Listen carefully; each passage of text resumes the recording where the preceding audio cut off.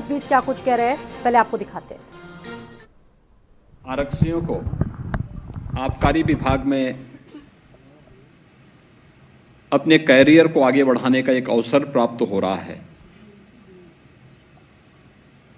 ये राज्य सरकार का मिशन रोजगार के अभियान का क्रम है। जो 332 आरक्षी हैं, इस शासन की चयन की प्रक्रिया जो निष्पक्ष और पारदर्शी प्रक्रिया थी, आरक्षण के सभी नियमों का पालन करते हुए पूरी हुई। विगत 5.5 वर्ष में ऐसे 5 लाख से अधिक उत्तर प्रदेश के युवाओं को हम लोगों ने शासकीय सेवा के साथ जोड़ने में सफलता प्राप्त की है और आज वे सभी युवा अपनी प्रतिभा और ऊर्जा का लाभ उत्तर प्रदेश राज्य के विकास में दे रहे हैं। आप सभी 332 आरक्षियों को इसका लाभ उत्तर प्रदेश की शासन की सेवा के साथ जोड़ने का अवसर प्राप्त हो रहा है। मैं आपका स्वागत करता हूं और आप सबको बधाई देता हूं। मेरे लिए इसमें अतिरिक्त प्रसन्नता का विषय है कि शारदीय नवरात्रि में हम लोग जगतजननी मां भगवती की पूजा अनुष्ठान करते हैं और इसमें 30% केवल बालिकाओं का चयन हुआ है आरक्षी के रूप में। आबकारी सिपाहियों की जो आबकारी आरक्षियों की जो भर्ती हुई है, इसमें 30% बालिकाओं का चयन हुआ है। यह हमारे लिए बहुत प्रसन्नता का क्षण है। मैं उन सभी का हृदय से अभिनंदन करता हूं, उन सबको बधाई देता हूं। प्रदेश का यह विभाग बहुत महत्वपूर्ण विभाग है। हमारे मंत्री जी यद्यपि कह रहे थे कि बदनाम विभाग है, बदनाम विभाग नहीं है, व्यवस्था को चैनलाइज करने वाला विभाग है। ये एक व्यवस्था के साथ जोड़ने वाला विभाग है। जहरीली शराब से समाज को अवगत कराने, उससे बचाने और नियम के अनुरूप उस कार्रवाई को आगे बढ़ाने के लिए जब हम डिस्टिलरी लगाते हैं तो डिस्टिलरी से केवल अल्कोहल ही नहीं बनता है, बल्कि वह अल्कोहल जो बनता है वह मानते हैं कि देसी मदिरा में उसका उपयोग होता होगा, लेकिन एक बड़ी मात्रा दवा आदि के लिए भी वह उपयोग में जाता है। विभिन्न प्रकार के लैबोरेटरीज में भी उसका उपयोग होता है। और उत्तर प्रदेश शासन ने विगत 5.5 वर्ष के अंदर 33 से अधिक डिस्टिलरीज नई लगवाई है। यानी जितनी पहली थी आजादी के बाद 70 वर्षों में जितनी लगी थी उसकी आधे से अधिक हम लोगों ने विगत 5.5 वर्ष के अंदर सफलतापूर्वक प्रदेश के अंदर लगाए। ईज ऑफ डूइंग बिजनेस में उसकी प्रक्रिया को सरलीकरण किया, उनसे हो रही चोरी को रोका। प्रदेश में इतना बड़ा प्रदेश, जब उत्तर प्रदेश की कोई बात करता है तो भौगोलिक दृष्टि से भी और यहां की आबादी की दृष्टि से भी, तो बहुत सारे लोगों को संख्या सुनकर के चक्कर आने लगते हैं कि 25 करोड़ की आबादी, इतनी बड़ी आबादी के राज्य को और उस राज्य में पूरी व्यवस्था कानून के अनुसार चले, ये अपने आप में लोगों के लिए एक कौतूहल और आश्चर्य का विषय भी होता है। और आबकारी विभाग ने अपने यहां इस बात को व्यवस्थित रूप से किया कि पर्व और त्योहार शांतिपूर्ण तरीके से मनाए जाते हैं। शासकीय व्यवस्था के अंदर जो नियम है उसके अनुसार ही आबकारी विभाग से जुड़े हुए शॉप्स आदि संचालित हो सकते हैं। कोई मिलावट की शराब पिला करके निर्दोष नागरिकों के जीवन के साथ खिलवाड़ नहीं कर सकता है। और अगर कहीं किसी ने दुस्साहस किया तो वहां पर कितनी सख्त कार्रवाई होती है। ये कार्रवाई आपने देखे होंगे, बहुत सारी कार्रवाई नजीर बनी है और उसमें बहुत सारे जो अपने को बड़े बड़े उस रूप में मानते थे कि उनको कोई छुएगा नहीं, उनमें से बहुत सारे लोग आज जेल के अंदर सड़ रहे हैं। ये सरकार की कार्रवाई का हिस्सा है। समाज में हर व्यक्ति को जीने का अधिकार देना, सम्मानजनक जीवन जीने का अधिकार देने के साथ ही हम कानून का राज स्थापित हो, इसके लिए कार्य कर रहे हैं। लेकिन साथ साथ अगर एक सिस्टम को बनाने के लिए और उसके माध्यम से शासन के पास रेवेन्यू आता है, तो उसको भी हम विकास की प्रक्रिया के साथ जोड़ने का काम करेंगे। और आबकारी विभाग ने यही किया है। एक जहरीली शराब से लोगों को बचाने के लिए, मिलावट की शराब से लोगों को बचाने के लिए डिस्टिलरीज का उपयोग प्रदेश के विकास के साथ जोड़ने के लिए इस प्रक्रिया के साथ जोड़ा गया। तो वहीं दूसरी ओर राजस्व की बढ़ोतरी भी जिस तेजी के साथ हुआ, मुझे याद है 2017 में जब हम लोग आए थे, मार्च 17 में मैंने मुख्यमंत्री के रूप में मुझे दायित्व दिया गया,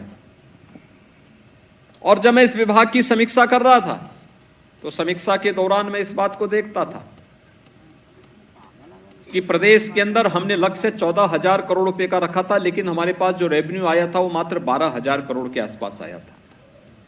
क्योंकि उस समय सुप्रीम कोर्ट ने कुछ नियम बनाए थे जिसमें हाईवे के ऊपर किसी भी प्रकार की शराब की दुकान नहीं होगी, और उन सबको शिफ्ट करने आदि को लेकर के पिछले उससे पहले 6 महीने से आंदोलन चल रहे थे, तमाम प्रकार के माहौल खराब हो रखे थे। हम लोग आए, उसको हमने सिस्टम के साथ जोड़ा। हमने एक व्यवस्था भी बनाई, हाईवे पर, स्टेट हाईवे पर, बस्तियों के बीच के किसी चौराहे पर जहां पर पब्लिक का फ्रीक्वेंट आवागमन हो, हॉस्पिटल है, विद्यालय है, वहां पर कहीं भी इस प्रकार की दुकानें नहीं चलेंगी। और उसे लागू करने के साथ ही हमारे पास कुल एक्साइज जो आ पाया था 12,000 करोड़ के आसपास आ पाया था। और आज मुझे प्रसन्नता है कि इस वर्ष के, इस वित्तीय वर्ष के अंत में हमारे पास 42,000 करोड़ रुपए का राजस्व अकेले विभाग देने की स्थिति में होगा। एक बड़ी स्थिति है, ये एक पारदर्शी व्यवस्था है। और कैसे जो लोग इस पूरी व्यवस्था को जकड़ करके जीवन के साथ भी खिलवाड़ करते थे, राजस्व का भारी नुकसान शासन को पहुंचाते थे, राज्य को पहुंचाते थे, आज वे इस पूरी प्रक्रिया से लगभग हटा दिए गए हैं, हटने की प्रक्रिया के अंतिम चरणों में है। हमने तकनीक का उपयोग किया, लोगों को अधिकाधिक सुविधा दी, और इस सदी की सबसे बड़ी महामारी के बावजूद रेवेन्यू को लगातार बढ़ोतरी की ओर अग्रसर करना, यह अपने आप में आबकारी विभाग के द्वारा किए गए रिफॉर्म का परिणाम है। और ये रिफॉर्म और तकनीक को उपयोग करके जब भी कोई प्रक्रिया आगे बढ़ेगी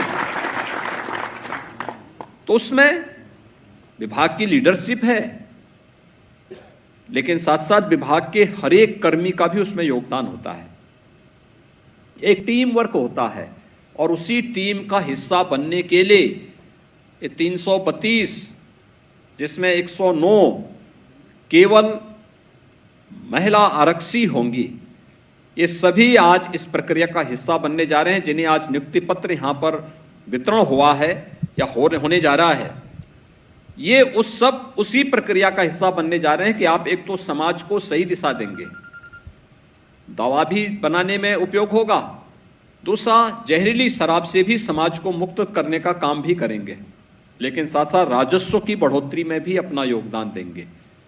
और ये प्रक्रिया एक साथ जुड़ करके कहीं भी चोरी न हो, कोई मिलावट न हो, दूसरी जगह से तस्करी के माध्यम से यहाँ के मार्केट को और यहाँ के लोगों के जीवन के साथ खिलवाड़ करने का कोई दुस्साहस न कर सके, ये चीजें। और आपने देखा होगा कितनी पारदर्शी तरीके से 332 आबकारी आरक्षियों की भर्ती हुई। इससे पहले 85 इंस्पेक्टर हम लोगों ने भर्ती किए थे। एक भी व्यक्ति नहीं कह सकता है कि उसको कहीं सिफारिश की नौबत आनी पड़ी हो, किसी को सिफारिश की आवश्यकता नहीं। उसकी योग्यता, उसकी क्षमता, मैं देख रहा था सहारनपुर से भी हैं, ऐसे ही लखनऊ से प्रयागराज से, झांसी से, गोरखपुर से, गाजीपुर से,